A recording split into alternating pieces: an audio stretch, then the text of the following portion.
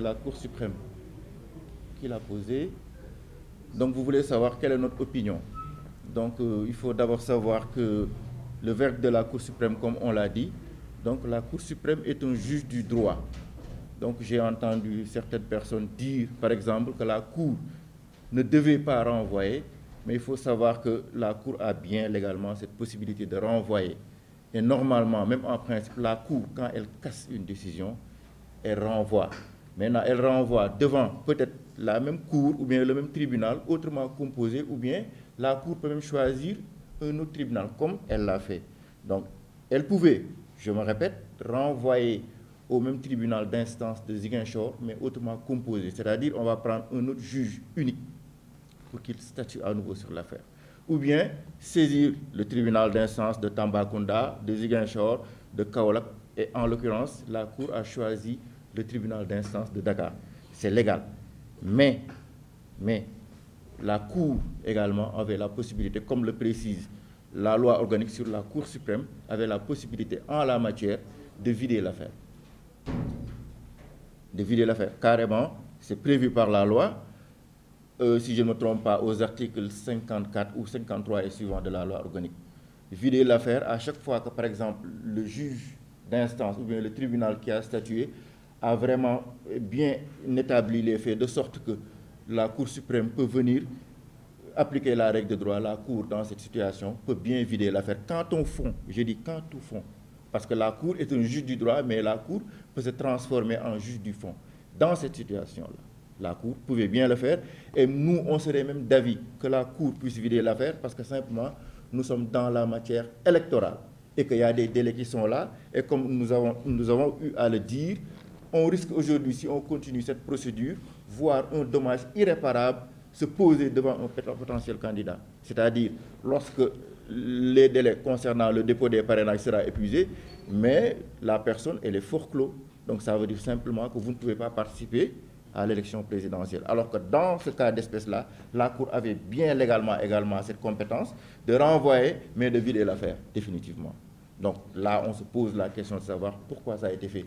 Mais ça nous permet de revenir en arrière concernant la DGE et de constater l'illégalité manifeste qui a été faite par la DGE, qui n'a pas cette possibilité aujourd'hui d'interpréter pour dire ou bien pour distinguer là où la loi ne distingue pas.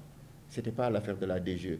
J'ai l'habitude de revenir sur un aspect, je ne sais pas si les gens lisent ou bien s'ils lisent bien ou pas, mais le fait que la DG dise que je ne peux pas donner de fiche de parrainage à Ousmane Sonko parce que simplement il n'est pas sur les listes électorales est faux. Pourquoi? Parce que lorsque vous lisez bien le code électoral ne subordonne pas l'existence sur une liste électorale à la qualité d'électeur. Vous pouvez bien être électeur sans pour autant être sur une liste électorale parce que vous l'avez voulu. Donc moi j'aurais compris que la DG dise je ne peux pas vous donner de fiche parce que simplement vous avez perdu vos droits politiques. Parce qu'on considère qu'il y a une radiation qui a été faite. Donc vous avez perdu les droits politiques. Donc vous ne pouvez pas recevoir de fiches. Mais quand la DG dit que M. Ousmane Sonko n'est pas sur les listes électorales, je vous dis que c'est faux juridiquement. Un juriste objectif ne peut pas vous dire le contraire. Pourquoi? Parce que l'article 26 du Code électoral vous dit « sont électeurs 2 points, tout citoyen des deux sexes jouissant de leurs droits civils et politiques et qui ne sont pas frappés d'incapacité. » C'est tout. Vous êtes électeur. Ça veut dire que si vous avez toujours votre droit politique, c'est-à-dire vous n'êtes pas frappé par une décision de justice qui vous enlève ce droit politique-là, même si vous n'êtes pas inscrit, vous êtes électeur. Je ne sais pas si je me fais comprendre. C'est du pur droit. Donc la DGE a faussé les choses. Depuis là, et là, ça a continué. Deuxième forfaiture, il y a une décision qui est prise par un juge en matière électorale, et l'article 47, in fine, est clair là-dessus également. À chaque fois que les autorités reçoivent cette décision de justice, elles doivent aller dans le sens prescrit par la décision de justice. Prescrit, parce que simplement il y a l'urgence, nous sommes en matière électorale. Donc la DAF, la loi vous permet de faire fi de toutes les procédures administratives. Automatiquement, vous devez l'intégrer, dès l'instant que vous recevez une notification de la décision. Mais là, on constate bien sûr que notification a été faite, mais moi, je me concentrerai plus sur la notification qui devrait être faite à la DAF. Bien sûr, comme je dis, on pouvait ne pas en arriver là. Dès l'instant que le juge ordonne la réintégration, ça veut dire que le gars bénéficie désormais de ses droits civils et politiques. Vous pouvez, la DG pouvez ne pas, même pas attendre à ce que Ousmane Sonko soit réintégré, mais lui donner, parce qu'il bénéficie à présent de ses droits civils et politiques. C'était ça concernant notre position par rapport à la Cour suprême. Dire que ce qu'elle a fait, c'est du droit, mais elle avait la possibilité de faire autre chose et de vider l'affaire. Ça, c'est la conclusion, et c'est du droit. Nomination Sénat, nous l'avons dit, c'est des nominations qui sont illégales.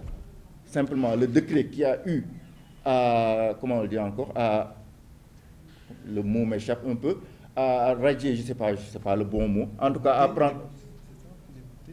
Non, les membres du Sénat qui ont été... Ils ont dissous la Sénat, c'est pas possible. C'est pas possible. Légalement, le code électoral est également clair là-dessus. Le président de la République, déjà, doit saisir, doit consulter des associations, etc. C'est bien listé par le code électoral, je pense à l'article 7. Les associations de journalistes, d'avocats, d'universitaires, vous devez les consulter. Parce que la personne qui doit être nommée doit être neutre, doit être d'une bonne moralité, mais doit être, je ne sais pas, il y a un autre mot, impartial. Donc si aujourd'hui vous prenez un certain, j'ai oublié le nom, les gens en parlent, quelqu'un qui a un parti politique ou bien qui a un mouvement de soutien, et là c'est même prévu par l'article 10 du code électoral aussi, qui liste ceux qui ne peuvent pas être nommés à la Sénat. Dans cette liste-là, on a les membres du gouvernement, on a les magistrats en activité. Et dans cette affaire-là, un certain Sylla qui était membre du Conseil constitutionnel, on peut considérer que c'est un magistrat. Même si par ailleurs, ou bien initialement, il n'est pas un magistrat, mais le fait d'être juge au niveau du Conseil constitutionnel fait de vous un magistrat. Donc vous êtes magistrat en activité, qui devait terminer son mandat en janvier 2024, a été nommé membre de la Sénat. C'est une incompatibilité. Légalement, ce n'est pas possible. Même chose pour l'autre qui a un parti, je ne sais pas, un mouvement, qui est nommé à la Sénat, c'est illégal, ce n'est pas possible. Et secondo, on nous parle de dissolution, de changement des 12 membres, ce n'est pas possible, c'est de renouvellement au tiers.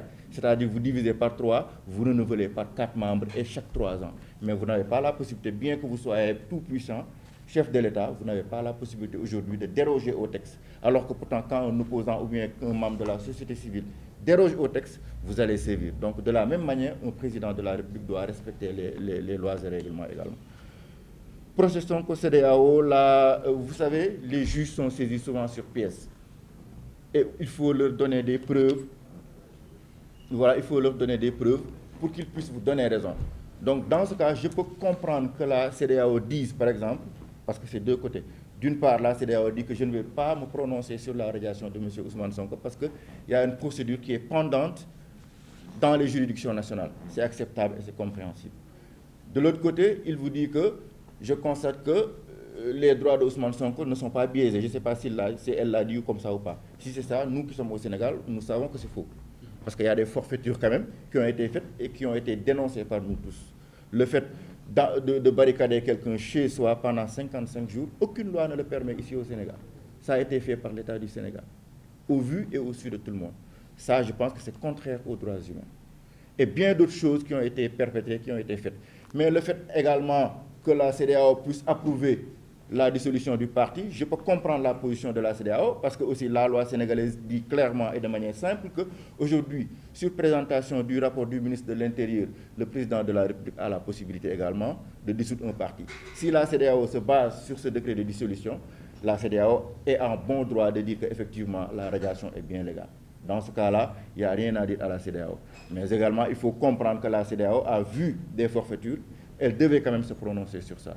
Le fait que, également qu'on dise que la CEDEAO est un syndicat de chefs d'État, ça c'est des appréciations qui peuvent être faites de manière personnelle. Mais ADA ne va pas s'engager, moi personnellement, je pense que également souvent la CEDEAO donne cause à chaque fois quand il y a les intérêts des États. Bien que la CEDEAO a eu à prendre des décisions courageuses également à l'encontre de l'État du Sénégal, dans l'affaire Karim Wade, dans l'affaire des parrainages. Mais vous voyez que également l'État du Sénégal n'a pas voulu exécuter la décision.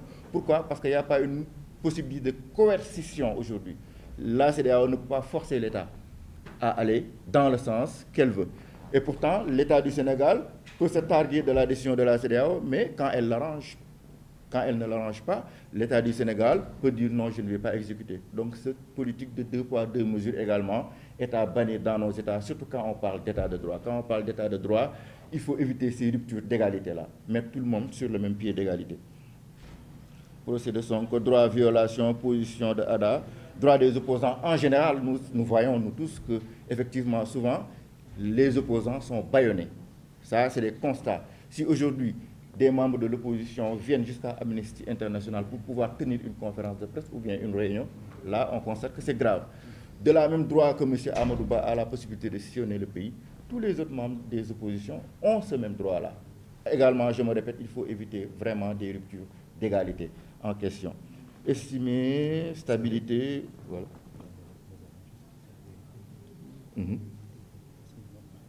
C'est parfait. C'est parfait. En gros, voilà, qu'est-ce qu'on estime faire pour la stabilité du pays?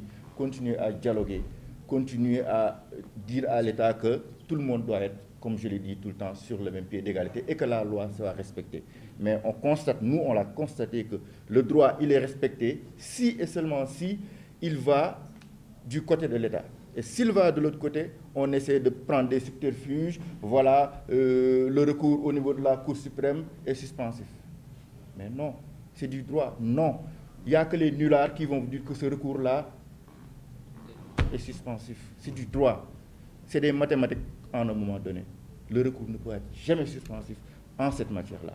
Donc ça veut dire qu'on devait exécuter la décision du juge Sabassy Faye, donner à Ousmane Sonko ses fiches de parrainage. Maintenant, après, si la Cour dit que Ousmane Sonko n'a pas la possibilité de les prendre, mais on a toujours des moyens d'action pour retirer, pour lui ôter ses droits, mais au moins éviter ce dommage irréparable-là. C'est comme ça que ça doit se passer dans un État dit de droit.